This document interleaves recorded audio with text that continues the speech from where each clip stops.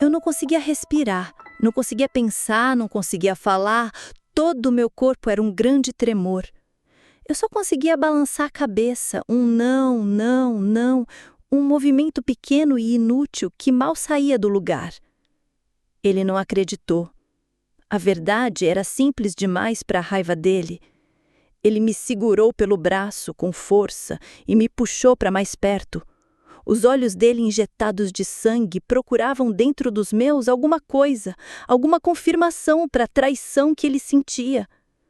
Não mente para mim, moleca! Não mente! Eu estava no centro do furacão e as paredes de vento estavam se fechando em cima de mim. Eu olhei por cima do ombro dele, buscando socorro, e vi minha mãe, ainda encolhida no chão. E foi então que a verdadeira desgraça aconteceu. Se você está gostando da minha história, não esqueça de deixar seu joinha no vídeo e se inscrever. Fico muito agradecida. Lá em Itabaiana, a vida era simples, mas não era fácil.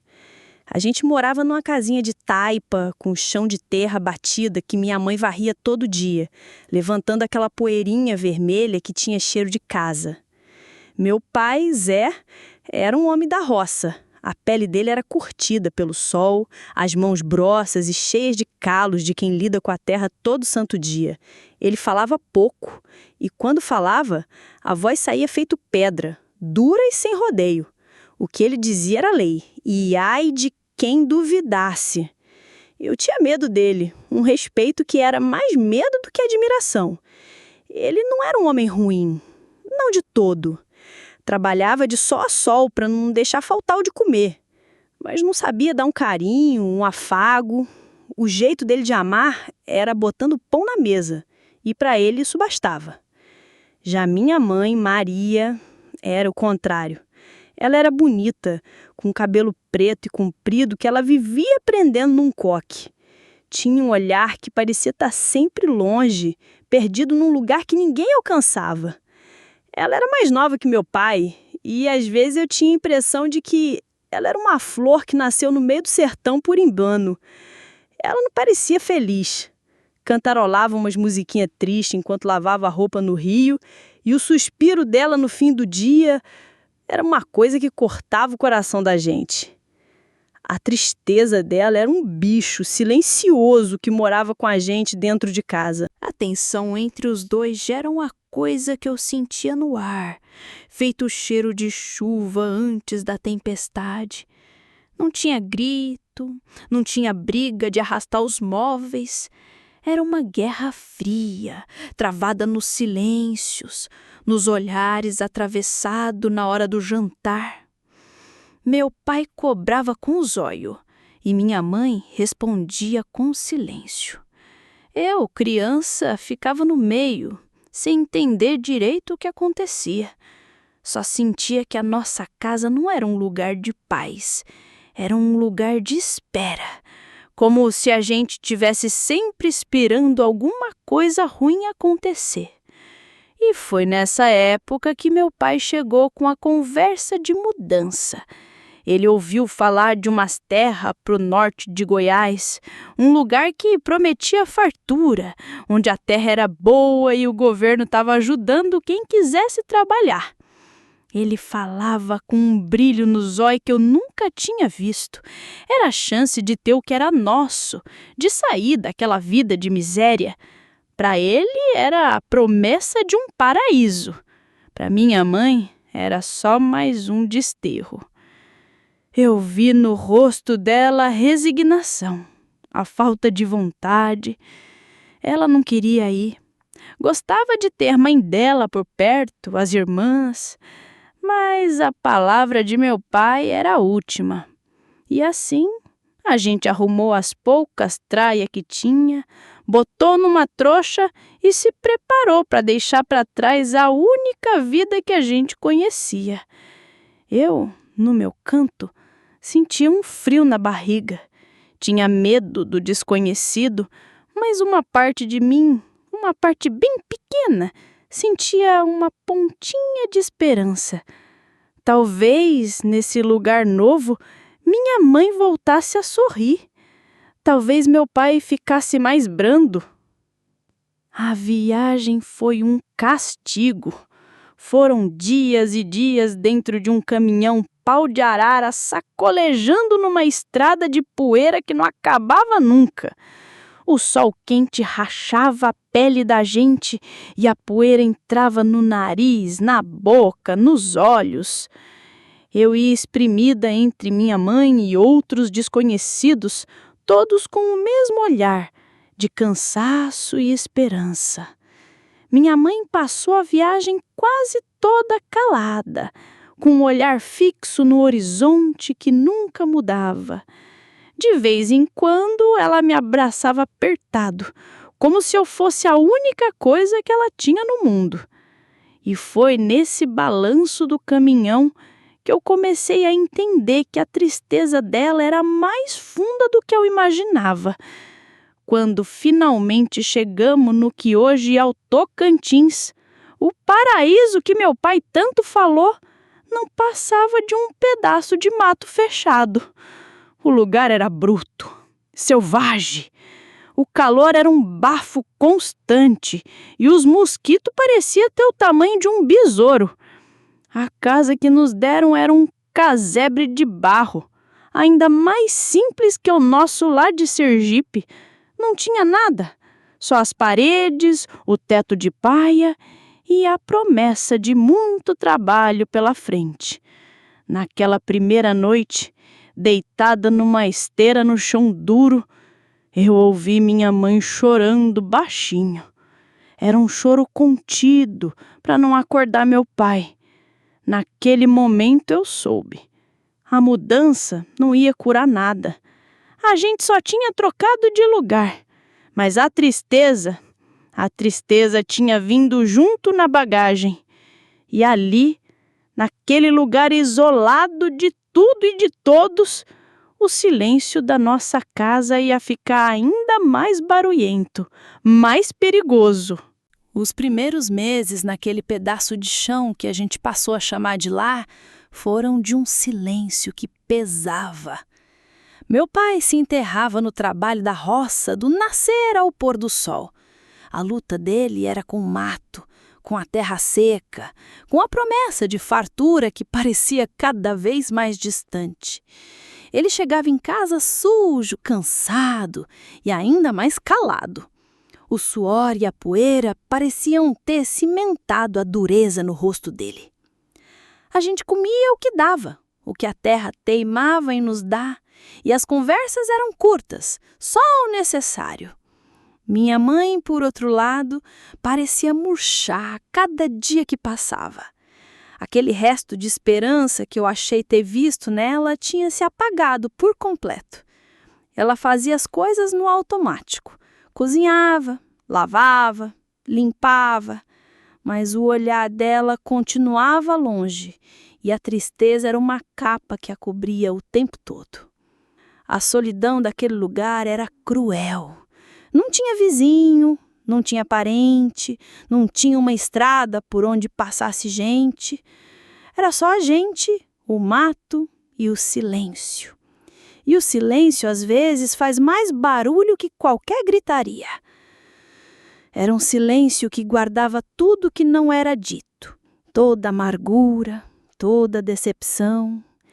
E eu, no meio deles, aprendi a ficar quieta, a não fazer barulho, a ser quase invisível, para não atrapalhar aquela paz de mentira.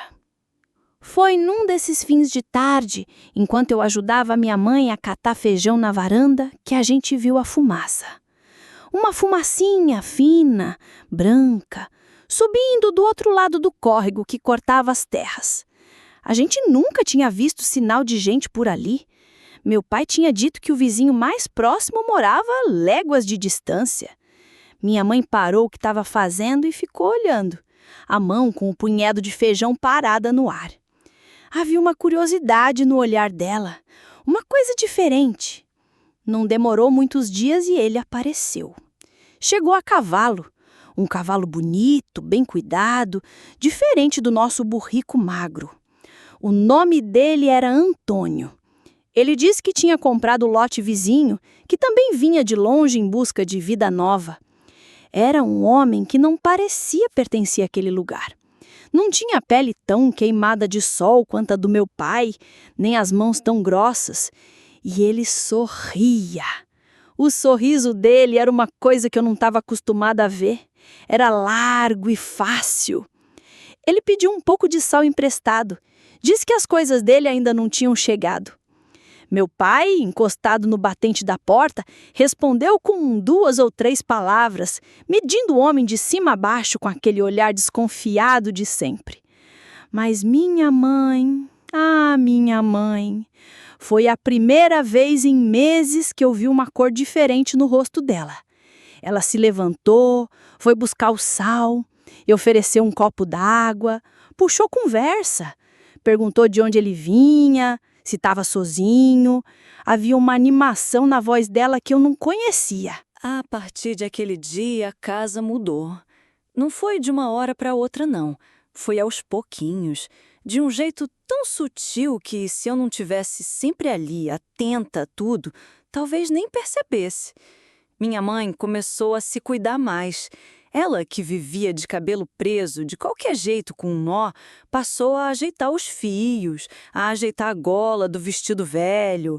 Começou a cantarolar mais vezes, mas eram umas musiquinhas mais alegres, não aquelas baladas tristes de antes.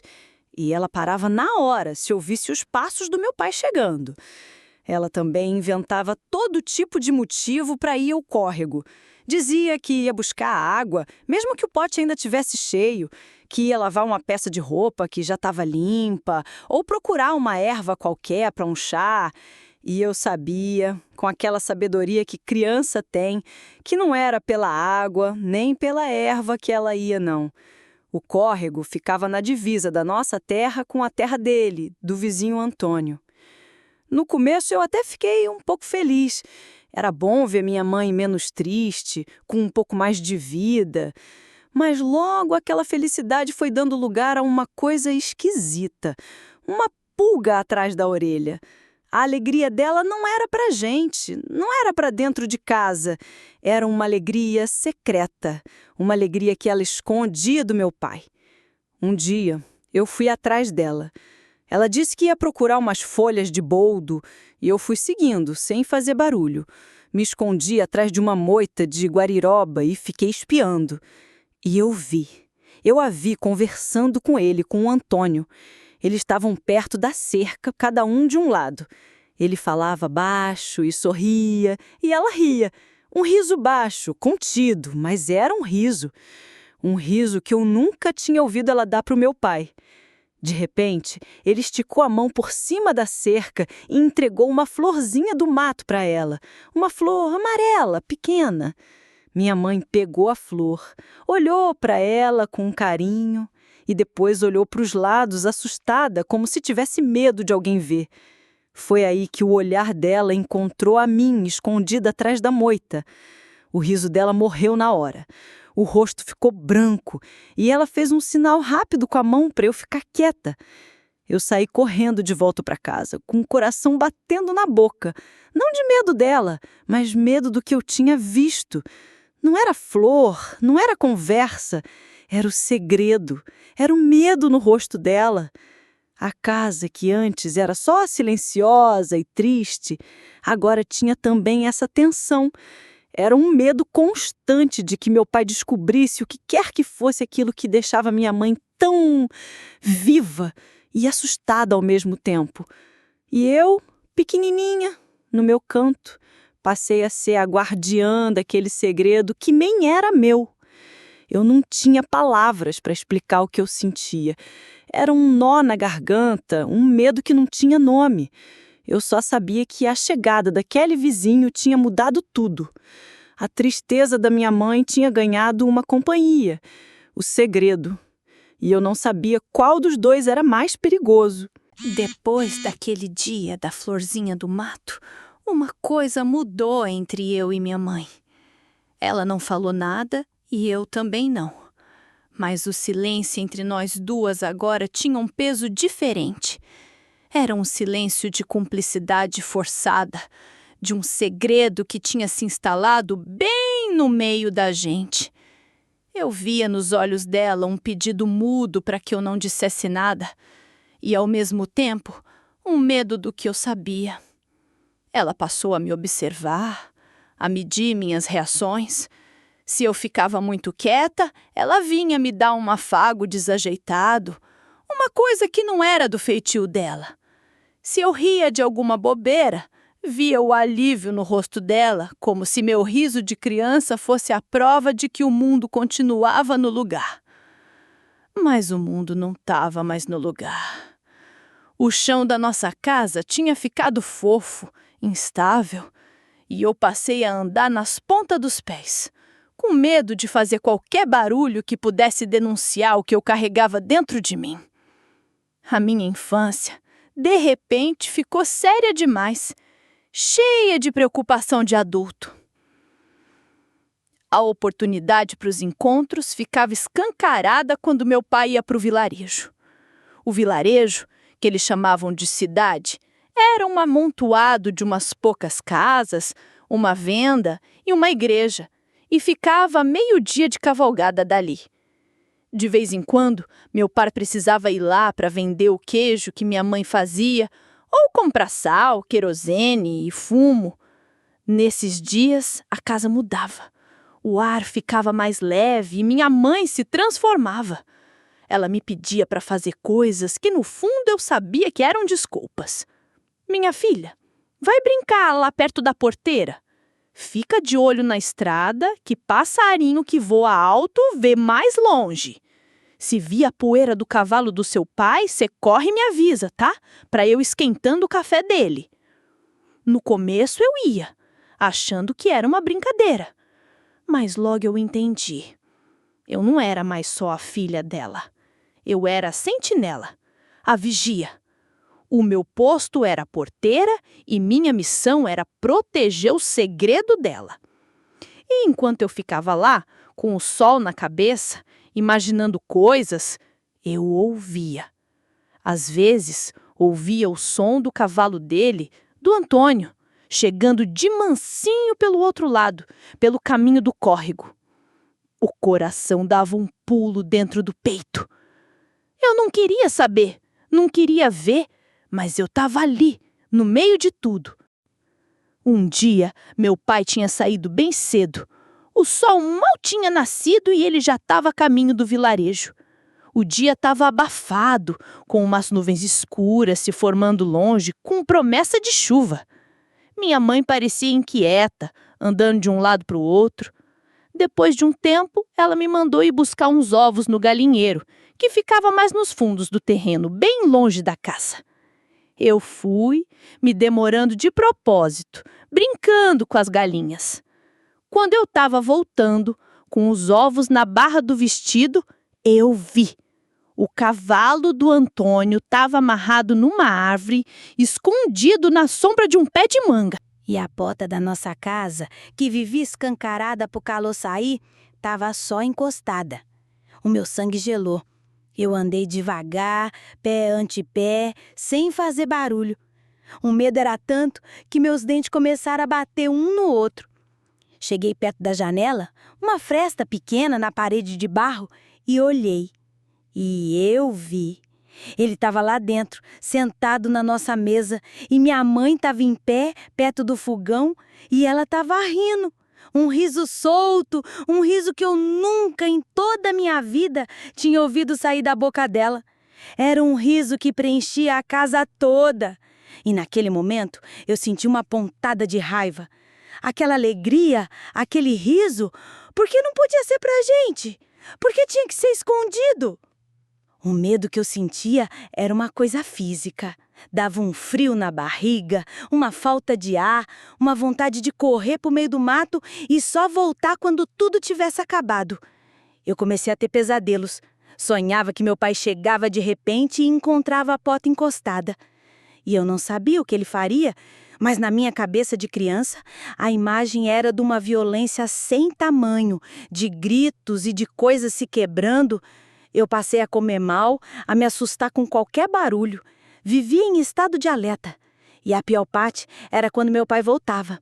Ele chegava cansado e, às vezes, antes de desmontar do cavalo, me perguntava: "E aí, moleca, se comportou? Ajudou sua mãe?" E eu só conseguia balançar a cabeça que sim, com a boca seca e um gosto amargo. Cada palavra que eu não dizia, cada verdade que eu engolia, parecia uma brasa queimando a minha garganta. Uma tarde o céu desabou numa chuva forte. Meu pai, que estava na roça, voltou mais cedo. E eu estava sentada na varanda e quando vi o vulto dele surgindo no meio do temporal, meu coração parecia que ia parar. Eu saí em disparada para dentro de casa gritando: "Mãe, o pai está chegando! A chuva!" Quando entrei, vi o pânico no rosto dela. Ela tinha acabado de lavar uma xícara, uma só, que não era a nossa. Num gesto rápido, ela escondeu dentro de um pote de farinha e começou a mexer nas panelas com uma pressa que me deixou tremendo. Meu pai entrou, encharcado, tirando o chapéu molhado. Ele parou no meio da cozinha e farejou o ar. "Que cheiro é esse?" "Cheiro de cigarro", ele disse, com a voz grave. Minha mãe respondeu na hora, sem nem olhar para ele. "Deve ser impressão sua, Zé. Com essa chuva, o cheiro da fumaça do fogão fica preso aqui dentro." Ele ficou parado, olhando para ela, depois para mim. Um minuto que pareceu uma vida inteira. Depois foi para o quarto trocar de roupa. Mas eu vi que a desconfiança tinha plantado uma sementinha nos olhos dele. O segredo não estava mais só guardado comigo e com ela. Ele tinha vazado pelas frestas, estava no ar da casa. E eu tinha certeza de que a qualquer momento tudo ia explodir. Depois daquele dia da chuva e do cheiro de cigarro, a nossa casa ficou ainda mais pesada. Meu pai andava com uma nuvem escura em cima da cabeça e os silêncios dele ficaram mais longos e mais cortantes. A desconfiança dele era uma coisa que a gente podia quase pegar com a mão, uma névoa grossa que deixava tudo embaçado e perigoso. Ele não dizia nada, não acusava, mas os olhos dele faziam o trabalho. Ele vigiava cada passo da minha mãe, cada gesto, e ela, por sua vez, se encolheu de novo. A alegria secreta dela deu lugar a um medo constante. Os encontros no córrego ficaram mais raros, mais arriscados. A tensão era tanta que às vezes parecia que as paredes de barro da casa iam rachar. Eu vivia com um nó permanente na garganta, esperando a hora em que a represa de raiva do meu pai finalmente ia estourar. Mas até no lugar mais seco e rachado, às vezes nasce uma flor teimosa. E a minha flor, o meu respiro no meio daquele sufoco todo, tinha nome e sobrenome: Léo Medeiros. A família dele, os Medeiros, tinha chegado uns meses depois da gente. Moravam para lá do morro, numa baixada, uma caminhada boa de distância. Eram gente simples, trabalhadora, que também tinha vindo tentar a sorte naquela terra bruta. Eu conheci o Léo num domingo, na missa que o padre vinha rezar uma vez por mês no vilarejo. Enquanto os adultos conversavam suas conversas sérias, as crianças ficavam soltas, e foi assim que a gente se encontrou. O Léo era um menino sapeca, um ano mais velho que eu, com o cabelo cor de sol queimado e um sorriso que mostrava uma janelinha no lugar do dente da frente. Com ele, eu não precisava andar nas pontas dos pés. Com ele, eu não era guardiã de segredo nenhum. A gente corria no meio do cerrado, subia em pé de pequi, tomava banho no riacho. Com o Léo, eu podia ser criança de novo, uma coisa que, dentro de casa, eu estava quase esquecendo como era. Ele me contava histórias de assombração que ele inventava na hora, e eu, em troca, contava para ele as coisas que eu aprendia sozinha, os nomes dos passarinhos, os jeitos das nuvens. Ele era meu cúmplice, mas de uma cumplicidade boa, de aventura, de risada. Foi também nessa época que eu descobri uma outra paixão, um outro refúgio só meu. Minha mãe tinha uma caixinha de lata enferrujada, onde guardava umas agulhas, uns carretéis de linha colorida e um punhado de retalhos de pano que ela tinha trazido de Sergipe. Era o pequeno tesouro dela, uma lembrança de uma vida que não existia mais.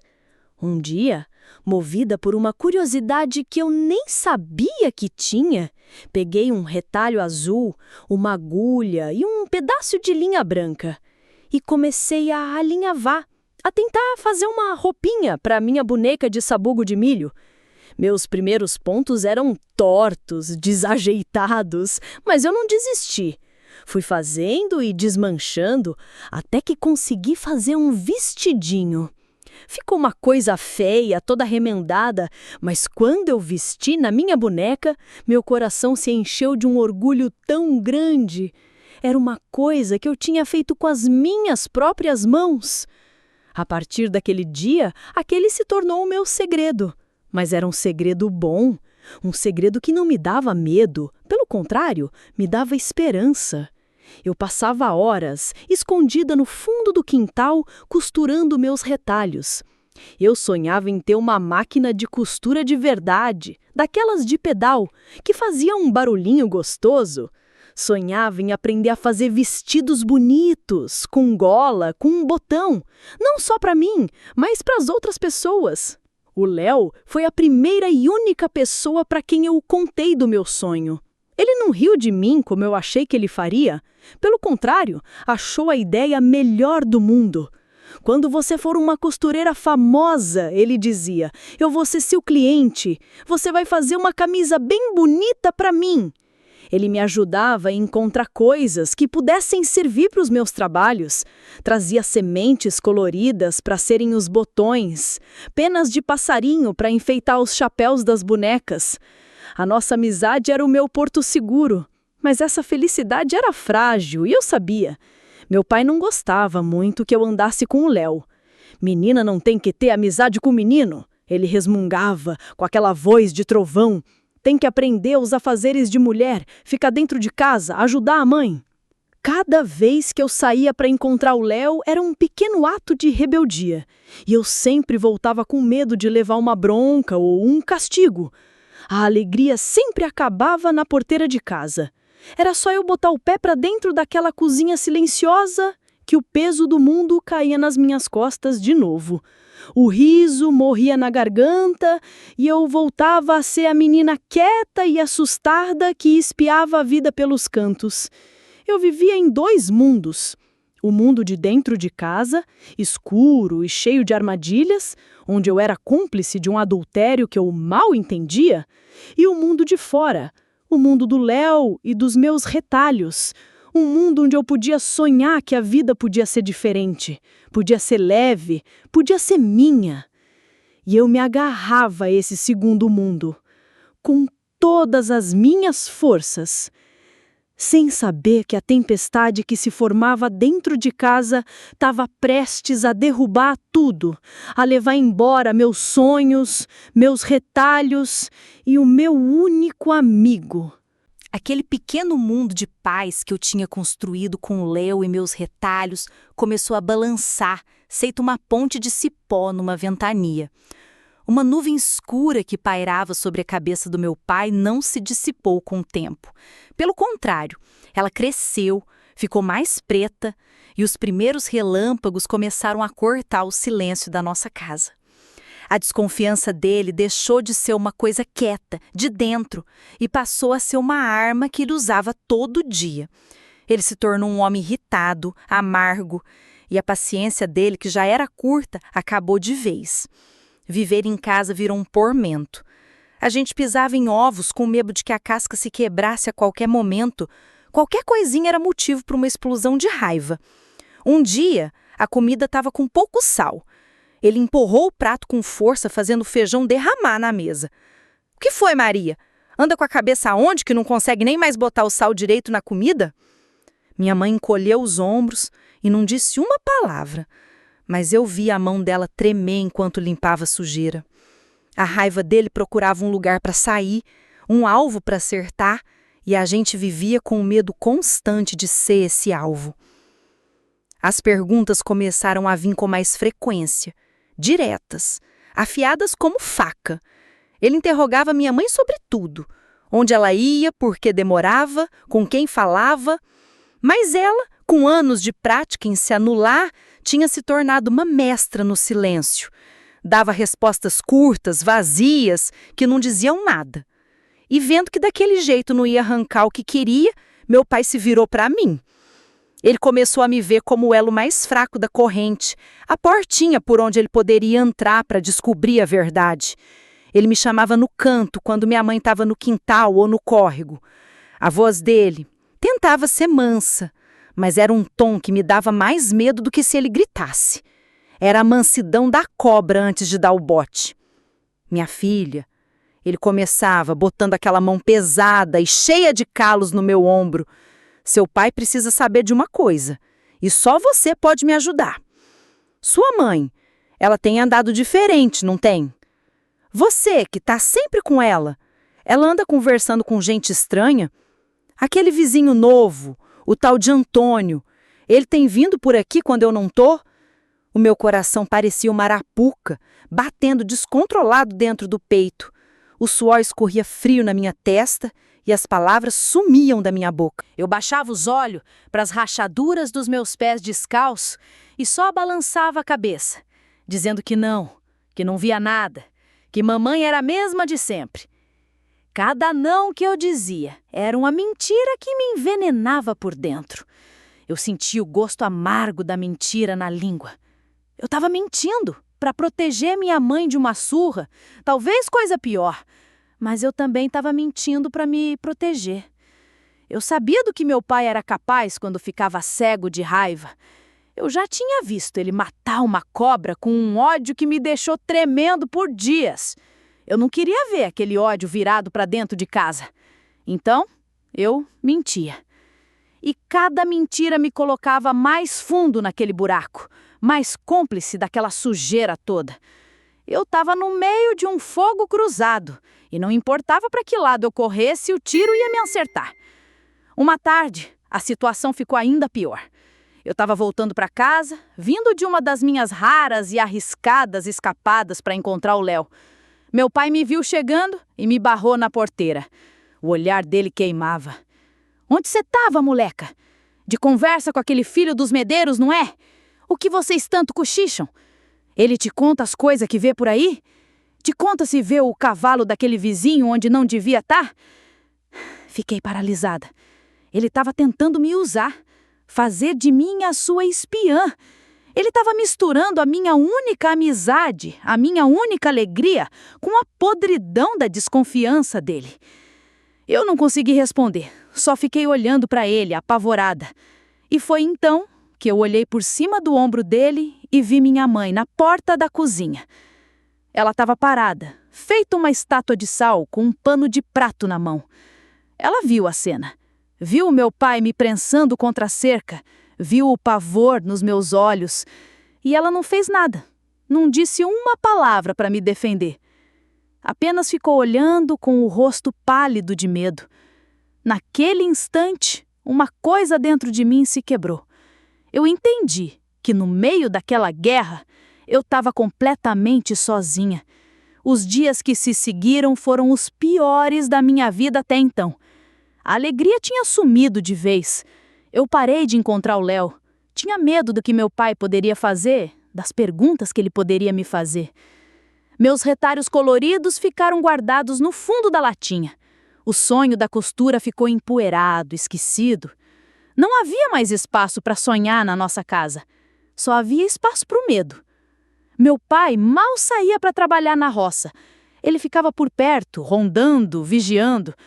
Às vezes eu o via escondido atrás de uma moita, os olhos fixos na estradinha que levava para a casa do vizinho.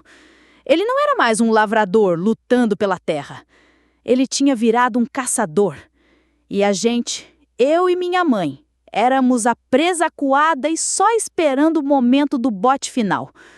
O ar ficou pesado e irrespirável. A gente só esperava. A tempestade estava formada. Faltava só o primeiro trovão. O dia em que meu mundo desabou não começou com um grito ou um trovão. Começou com um silêncio esquisito. Um silêncio mais pesado e mais afiado que todos os outros que já tinham morado na nossa casa. Naquela manhã, meu pai não foi para a roça. Ele ficou, pegou o facão dele e sentou num toco na varanda, amolando a lâmina numa pedra. O som da lâmina no metal, chiando, indo e vindo, era o único barulho na casa toda. Era um som frio, metódico, que parecia estar amolando também o ar, deixando tudo perigoso, pronto para cortar. Minha mãe andava pela casa feito um fantasma, sem cantarolar, sem suspirar, só fazendo as coisas com uma lentidão de quem tem medo do próprio movimento. E eu fiquei no meu canto, tentando ser invisível, sentindo aquele som do facão entrar pelos meus ouvidos e gelar a minha espinha. Eu sabia, com toda a certeza que uma criança pode ter, que aquele dia não ia acabar bem. O caçador estava cansado de esperar. Ele ia dar o bote. A oportunidade que ele tanto esperava veio depois do almoço. Um almoço que ninguém comeu direito, engolido a seco com medo. Ele mandou minha mãe ir buscar um saco de milho no depósito dos fundos da casa. Era uma desculpa. Eu senti no jeito que ele falou. Assim que ela virou as costas e sumiu pela porta da cozinha, ele se levantou. Não com pressa, mas com uma calma que dava mais medo ainda. Ele andou até o quarto, o nosso único quarto, onde ficava o baú de madeira escura em que minha mãe guardava suas poucas roupas e os meus retalhos. Eu fiquei parada na porta da sala sem conseguir me mexer.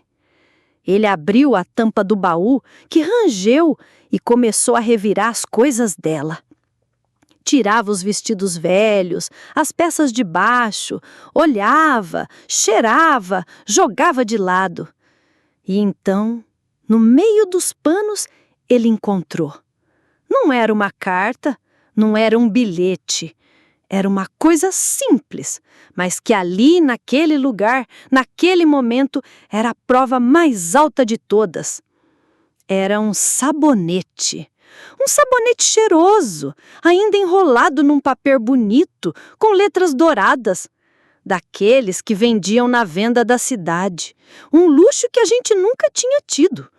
Um cheiro que não pertencia à nossa pobreza. Ele pegou o sabonete, ficou olhando para ele na palma da mão grande e suja, e um tremor de raiva percorreu o corpo inteiro dele. Minha mãe voltou, arrastando o saco de milho. Quando ela entrou na sala e viu o baú aberto, as roupas no chão e o sabonete na mão dele, ela deixou o saco cair. Os grãos de milho se espalharam pelo chão de terra batida, fazendo um barulho que quebrou o feitiço do silêncio. O rosto dela ficou branco, feito cera, os olhos arregalados de pavor. Ela sabia. Estava tudo acabado. Meu pai andou até ela, devagar. Ele não gritou. Ele só levantou a mão que segurava o sabonete e perguntou com a voz baixa e rouca: "O que é isso, Maria?" A voz dela saiu um fiapo, uma coisa que mal se ouvia. É só um sabonete, Zé. Eu comprei." Ele não a deixou terminar a mentira. A mão livre dele voou e acertou o rosto dela com um estalo seco, um som que ecoou na casa inteira e que eu nunca mais esqueci. Foi a primeira vez que eu vi meu pai bater na minha mãe. Ela caiu no chão, mais pelo susto e pela vergonha do que pela força do tapa. E então ele explodiu. A calma do caçador sumiu e deu lugar à fúria do bicho ferido. Eram gritos que não pareciam humanos, cheios de ódio e de dor. "Puta, vagabunda, dentro da minha casa, debaixo do meu teto, com aquele desgraçado." Ele jogou o sabonete com toda a força contra a parede de barro, e o cheiro doce proibido se espalhou pelo ar, se misturando com o cheiro de poeira e de medo. Eu corri para o canto mais escuro da sala, atrás de uma arca velha, e me encolhi, tapando os ouvidos com as mãos. Mas não adiantava, eu ouvia tudo. Os gritos dele, o choro abafado dela, o barulho das coisas quebrando. Ele chutou o banco, virou a mesa. Ele a agarrou pelos cabelos e a arrastou pela cozinha, e eu só vi os pés descalços dela se debatendo no chão, tentando encontrar apoio. Ela implorava, pedia perdão, dizia que não era nada daquilo. Mas ele não ouvia. Ele estava surdo e cego de raiva. A nossa casa, o único lugar que eu conhecia como seguro, tinha se transformado num inferno. Depois de um tempo que pareceu uma eternidade, ele parou. Estava ofegante, o suor escorrendo pelo rosto vermelho, o peito subindo e descendo com força. Minha mãe estava encolhida no chão, perto do fogão a lenha apagado, soluçando baixo, o cabelo todo desgrenhado, o rosto manchado de lágrimas e poeira. A casa estava destruída, e no meio daquela destruição, meu pai levantou a cabeça. O fogo do ódio nos olhos dele não tinha diminuído, só tinha mudado de cor. Tinha ficado mais frio, mais perigoso. E então ele me viu tremendo no meu esconderijo. Ele andou devagar na minha direção, os passos pesados levantando a poeira do chão. O mundo inteiro parecia parar de respirar. Ele se agachou na minha frente e o cheiro de suor e de raiva dele me sufocou. A voz dele era um sussurro que cortava mais que um grito. Você sabia de tudo. Não sabia? O não sabia do meu pai ficou pairando no ar destruído da nossa cozinha. Não era uma pergunta de verdade, era uma afirmação, uma sentença.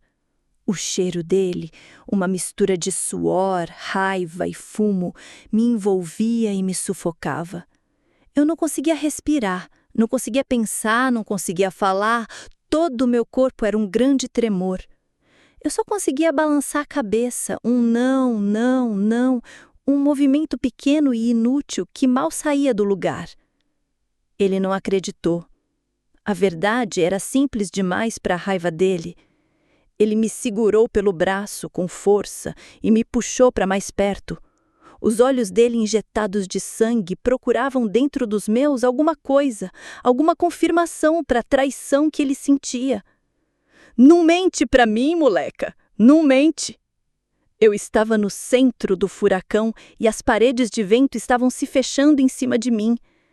Eu olhei por cima do ombro dele, buscando socorro, e vi minha mãe, ainda encolhida no chão. E foi então que a verdadeira desgraça aconteceu. Foi então que eu ouvi a voz bela, fraca, chorosa, vinda do chão, como uma cobra se arrastando na poeira. Não briga com ela, Zé. Ela começou, e por um segundo idiota, eu achei que ela ia me defender. A culpa não é dela, ela é só uma criança inocente. Ele que... Meu pai se virou na direção da voz dela sem me soltar.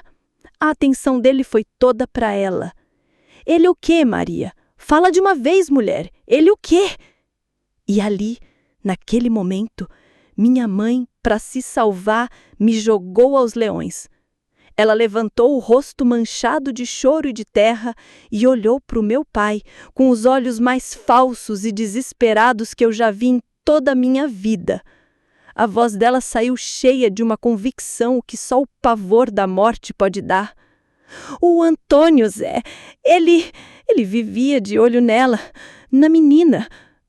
As palavras dela caíram no ar e ficaram suspensas, venenosas. Eu parei de tremer. Fiquei dura, gelada, sem entender. Ele dizia que ela era bonita, que já parecia uma mocinha. Eu tinha medo do que ele podia fazer com ela. Medo. Ele me deu o sabonete para eu dar para ela, para agradar ela, para ganhar a confiança dela. E eu conversava com ele para tentar proteger ela, Zé, para manter ele longe dela. Eu juro, eu estava com medo de te contar, medo da desgraça que você ia fazer. A mentira era uma obra-prima do desespero. Era tão bem contada, tão cheia de uma lógica perversa, que fazia um sentido horrível. Eu via a confusão no rosto do meu pai se transformar. A raiva quente e cega dele começou a se assentar, a virar uma coisa fria, calculada. A mentira da minha mãe deu a ele uma explicação que o orgulho ferido dele podia aceitar. Era mais fácil acreditar que ele tinha sido traído enquanto ela protegia a filha do que aceitar que ela simplesmente o tinha trocado por outro.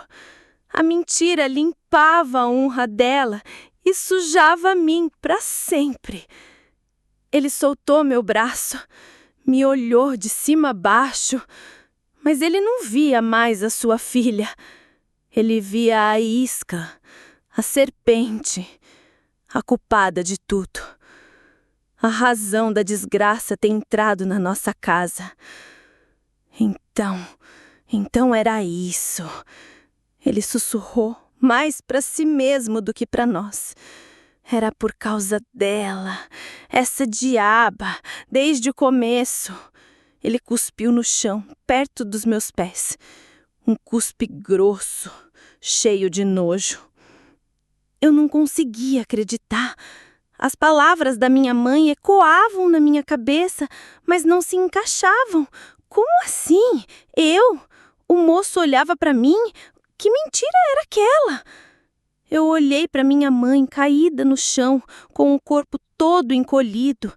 Eu procurei os olhos dela, esperando que ela desmentisse, que ela gritasse que era um engano, que o medo a fez falar aquela besteira toda. Mas ela não olhou para mim. Ela manteve o rosto virado para o meu pai, os olhos fixos nele, sustentando a mentira que ia destruir a minha vida. E naquele momento, naquela cozinha revirada e suja, eu senti uma dor que era 1000 vezes pior do que qualquer tapa. A mão do meu pai no rosto da minha mãe tinha doído no corpo. A mentira da minha mãe arrancou a minha alma fora. Naquele instante, eu deixei de ser a filha dela. Eu me tornei o escudo humano que ela usou para se proteger da fúria do meu pai. A ovelha que ela mesma levou para o sacrifício. Eu estava sozinha. Completamente e irremediavelmente sozinha. Meu pai se levantou. Ele não olhava mais para minha mãe. A raiva dele tinha encontrado um novo rumo, um novo poço para beber. Ele olhava só para mim, com um nojo, um desprezo, um ódio que gelava os meus ossos. Ele apontou o dedo na minha direção, o mesmo dedo sujo de terra e de trabalho. Você, ele disse, a voz cheia de uma calma terrível e decidida. Você vai aprender. Ah, se vai. A briga entre ele e minha mãe tinha acabado. A minha sentença tinha acabado de ser lida. E a minha punição estava só começando. A punição não esperou o dia seguinte para começar. Começou ali mesmo, no meio dos cacos da nossa vida, no chão sujo de milho e de mentiras. A primeira coisa que meu pai fez, depois de selar meu destino com aquela ameaça, foi andar até o canto da sala onde ficava a minha caixinha de lata. Meu tesouro! Ele a pegou nas mãos, olhou para ela com nojo e, sem dizer uma palavra, foi até o fogão a lenha. Ele abriu a portinhola de ferro que rangeu e despejou tudo lá dentro. Eu vi meus retalhos coloridos, minhas agulhas, os carretéis de linha, meu sonho de ser costureira sendo engolidos pelas brasas. Vi as cores se transformarem em preto, o tecido virar fumaça e o meu futuro virar cinza. Eu não chorei. Eu já não tinha mais lágrimas. Fiquei parada, vendo o meu único segredo bom ser destruído na minha frente. Depois, ele se virou para mim, os olhos queimando. E você não vai mais botar o pé para fora do terreiro desta casa. Nunca mais! Se eu souber que você andou de conversa com aquele moleque dos medeiros, eu quebro suas 2 pernas. Você tá me ouvindo? Eu balancei a cabeça que sim. Meu exílio tinha começado. A minha casa virou a minha prisão. O mundo, para mim, encolheu e passou a ter o tamanho do nosso terreiro poeirento. Eu estava proibida de ir ao córrego, de ir na roça, de passar da porteira. E meu pai se tornou meu carcereiro. A violência dele mudou. Não era mais a explosão de raiva de um homem traído. Era uma violência fria, diária, corretiva. Ele dizia que estava me endireitando, tirando o diabo do meu corpo. A mão pesada dele, o cinto de couro que ficava pendurado num prego na parede, tudo isso passou a fazer parte da minha rotina. Um olhar que ele julgava atrevido, uma tarefa que eu não fazia com a rapidez que ele queria. Ou, às vezes, só o fato de eu existir no mesmo cômodo que ele já era motivo. A dor física era terrível, mas o pior era o medo constante, a humilhação. Era a certeza de que eu não tinha mais valor nenhum, que eu era uma coisa que podia ser usada e machucada sem consequência. Ele estava me quebrando por dentro, pedaço por pedaço, e parecia sentir prazer em fazer aquilo. E a minha mãe? A minha mãe, a arquiteta da minha desgraça, me olhava e não me via. Depois daquele dia, ela ergueu um muro de silêncio e indiferença entre nós duas, que era mais alto e mais grosso que qualquer parede de taipa. Eu me tornei invisível para ela. Eu podia estar no canto, chorando, baixinho de dor depois de uma surra, e ela passava por mim, desviava o olhar e ia lavar a louça como se eu não estivesse ali. O silêncio dela doía mais que as cintadas do meu pai. O silêncio dela era a faca que ele usava para me punir e que ela afiava todo dia com a sua covardia. O silêncio dela era a confirmação da minha culpa. Ela precisava que eu fosse a culpada para que ela pudesse continuar sendo a vítima, a pobre mulher que sofreu nas mãos do marido por causa da filha pervertida. Eu parei de esperar qualquer coisa dela, qualquer olhar de pena, qualquer gesto de carinho. Eu entendi que, para minha mãe, eu tinha morrido naquele dia. A filha dela tinha morrido, e no lugar tinha ficado só o monstro que ela criou para se salvar. Eu fui desaparecendo dentro da minha própria casa. Parei de falar, a não ser o estritamente necessário. Sim, pai. Não, pai. Com licença. Minha voz foi sumindo, se escondendo dentro de mim, com medo de sair e apanhar. Eu aprendi a andar encostada nas paredes para não atrapalhar o caminho. Comia rápido, de cabeça baixa, só para poder sumir da vista deles o mais rápido possível. Às vezes, pela fresta da janela, eu via o mundo do qual eu tinha sido expulsa. Via as outras crianças passando na estradinha, correndo, rindo. Via o Léo, de longe, com a sua varinha de pescar, indo para o córrego. Meu coração se encolhia de uma saudade que doía fisicamente. Eu era uma prisioneira olhando a vida livre do outro lado das grades. Um dia, o Antônio, o vizinho, passou a cavalo na nossa porteira. Ele não parou, só deu um "boa tarde" de longe. Meu pai estava na varanda. Ele me viu olhando pela janela, me agarrou pelo braço com violência e me arrastou para a frente da casa. E gritou na direção do homem para que ele ouvisse bem.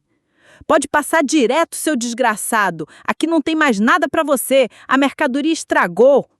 E me empurrou de volta para dentro com um safanão, como se eu fosse um saco de batatas podres. Naquele dia, eu entendi a minha nova identidade. Eu era a mercadoria estragada. Os meses foram passando assim, um dia depois do outro, iguais, cinzentos, sem esperança. Eu não era mais uma menina, era um bicho acuado, vivendo num cativeiro. A casa tinha virado minha jaula. Meu pai era o meu carcereiro. E minha mãe era a parede fria e úmida da cela que me lembrava a todo instante que não havia saída.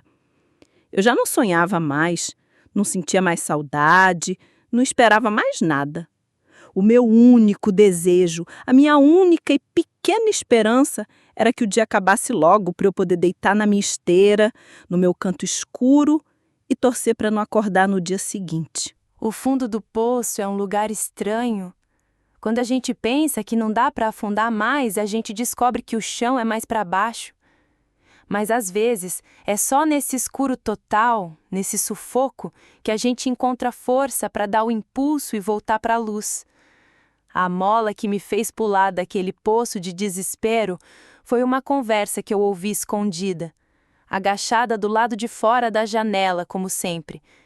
Meu pai conversava com um compadre que tinha vindo visitá-lo, um homem que eu nunca tinha visto. Eles bebiam cachaça e falavam alto. Essa menina tá me dando muito trabalho, meu pai disse, a voz arrastada pela bebida. Já tá virando moça, o diabo tá se assanhando no corpo dela. Tô pensando em aceitar a proposta do primo Onofre e mandar ela pra casa dele, lá pras bandas do Maranhão.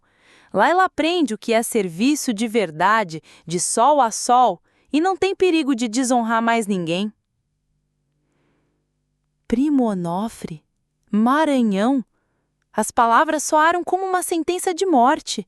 Significava ser mandada para longe, para um lugar que eu nem sabia onde era, para ser escrava de um parente que eu não conhecia. Ouvir aquilo foi como levar um choque elétrico. Um terror gelado subiu pela minha espinha, mas logo em seguida veio uma coisa que eu não sentia há muito, muito tempo. Veio a raiva, uma raiva quente, uma teimosia, uma vontade de gritar que eles não iam decidir o meu fim. Pela primeira vez, desde que meu mundo tinha desabado, eu não quis morrer, eu quis viver. E se para viver eu precisava fugir, então era isso que eu ia fazer. Naquela noite, a semente da fuga começou a brotar no meu coração. Comecei a planejar com a cabeça de uma menina de 12, 13 anos, desesperada. Comecei a roubar e a guardar comida. Um pedaço de rapadura aqui, uma espiga de milho assada ali. Escondia tudo num buraco que cavei no chão do meu canto, debaixo da esteira. A chance que eu tanto precisava apareceu uma semana depois. Numa manhã, meu pai acordou queimando em febre, com uma tremedeira que o deixou de cama, delirando. Minha mãe, apavorada de perder o marido, ficou ao lado dele, colocando pano molhado na testa dele, sem tempo ou cabeça para me vigiar. A jaula estava com a porta entreaberta. Era agora ou nunca. Com o coração na boca, peguei meu pequeno tesouro de comida, amarrei numa trouxa e saí pelos fundos da casa. Mas eu não corri para a estrada principal, para o vilarejo.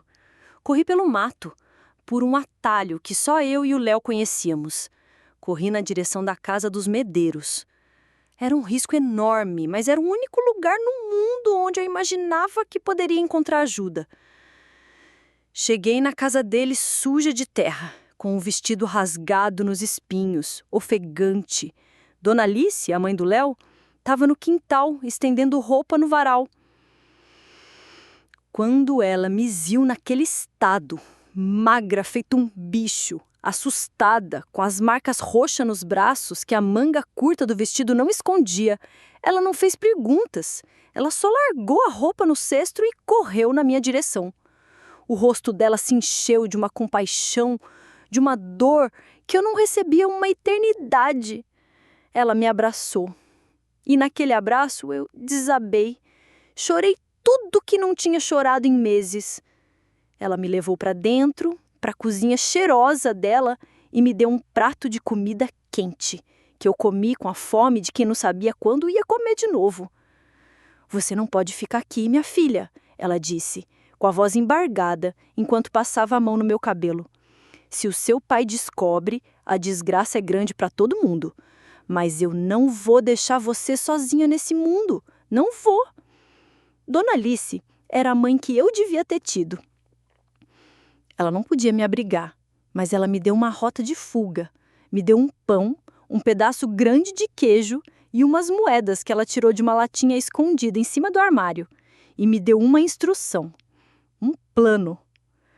Vá para o vilarejo. Procure o seu Armando, o dono da venda. Diga que você é afilhada da Alice Medeiros e que precisa de uma ajuda para pegar o próximo caminhão que for para Dianópolis.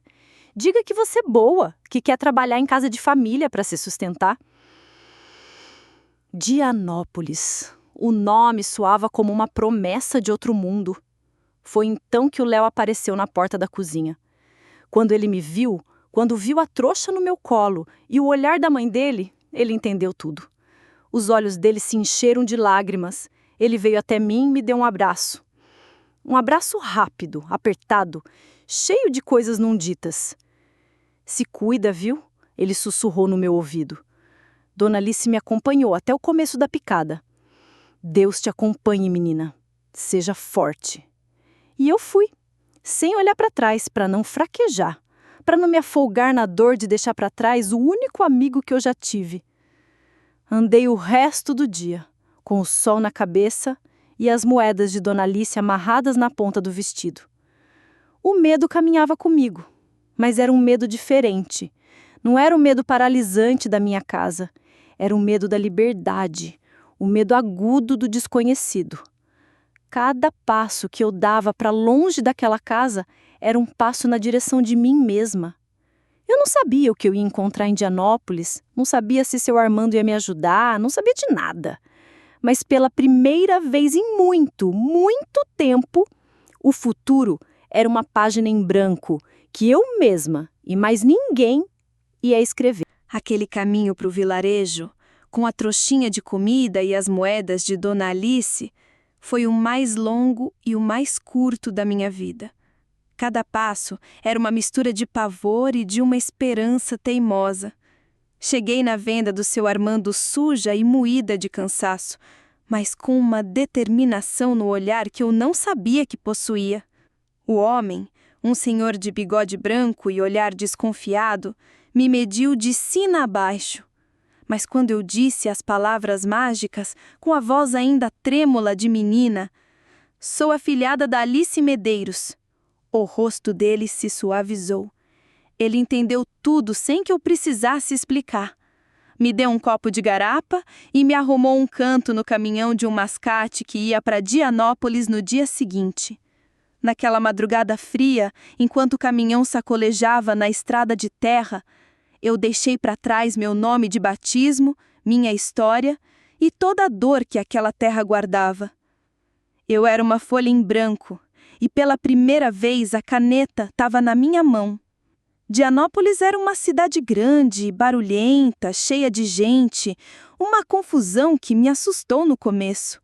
Com a ajuda do seu Armando, que tinha mandado um bilhete junto, consegui um trabalho na casa de uma professora viúva, Dona Elvira. Era um trabalho duro de lavar, passar, cozinhar, limpar. Eu acordava antes do sol nascer e dormia depois que todo mundo já estava deitado. Mas era um cansaço diferente. Era o cansaço do trabalho, não do medo. Ninguém me batia, ninguém me olhava com nojo. Eu tinha uma cama de verdade num quartinho dos fundos e nunca me faltou comida no prato. E o mais importante de tudo, eu tinha silêncio. Um silêncio que não era de tensão, era de paz. E foi na casa de Dona Elvira que a costura voltou para minha vida. Ela tinha uma daquelas máquinas de costura de pedal, pretinha, da marca Singer, a coisa mais linda que eu já tinha visto. Um dia, ela me viu remendando um vestido meu com um capricho, uns pontinhos tão miúdos que a deixou admirada. E ela, uma alma boa que Deus botou no meu caminho, começou a me ensinar. Me ensinou a cortar o pano sem desperdiçar, a seguir o molde de papel, a fazer uma costura reta e forte. Minhas mãos, que antes só conheciam a dureza da roça e a dor do cinto, aprenderam a arte de criar. A costura me curou. Cada ponto que eu dava no pano era um ponto que eu dava na minha alma ferida, fechando as chagas. Foi costurando na varanda de Dona Elvira que eu conheci o João, meu marido. Ele era marceneiro, um rapaz sério e trabalhador, e tinha ido entregar uma encomenda na casa da professora. Ele me viu sentada na máquina, concentrada, e ficou me olhando com um respeito, uma admiração que me deixou sem graça. Ele não era um homem de muita conversa, mas o olhar dele era bom, era limpo. Começamos a conversar, ele sempre arrumava um pretexto para passar por lá. Aos domingos, a gente passeava na praça. Com ele eu me senti segura, pela primeira vez na vida. Criei coragem e contei minha história para ele. A verdade toda, sem tirar nem pôr. Contei do meu pai, da minha mãe, do vizinho, da mentira. E ele, depois de me ouvir em silêncio, não fugiu, não me julgou. Ele segurou minhas 2 mãos e disse que o passado tinha ficado para trás e que o nosso futuro a gente ia construir junto, um futuro diferente. E ele cumpriu a promessa. A gente se casou, juntou um dinheirinho e comprou esse pedacinho de chão aqui, nesse Tocantins, que um dia foi meu cativeiro e que pelas mãos do João se tornou o meu paraíso. Construímos nossa casa tijolo por tijolo e Deus nos abençoou com 6 filhos. 6. Criei todos eles com todo o amor que eu não tive. Ensinei que o respeito é a base de tudo, que em casa de família não pode ter grito nem violência, só carinho e conversa. Anos depois, por um conhecido, soube que meu pai tinha morrido de uma doença no fígado. E minha mãe soube que ela tinha ido embora da região com outro homem que tinha sumido no mundo. Eu nunca mais os vi. E quer saber? Eu não guardo mais ódio.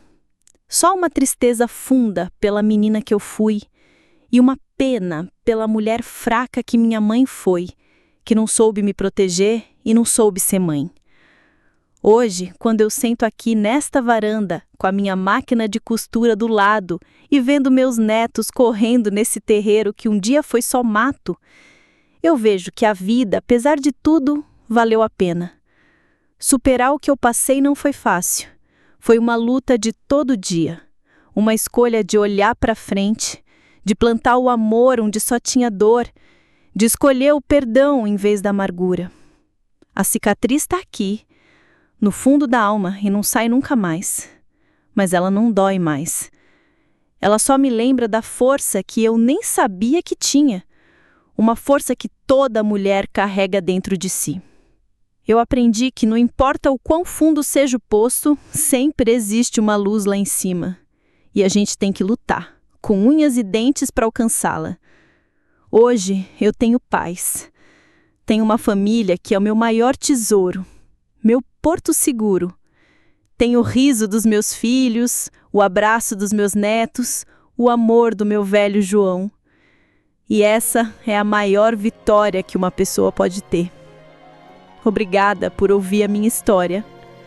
Se gostou, não esqueça de deixar o seu joinha, se inscrever e aproveite o espaço de comentários para contar um pouco da sua história também.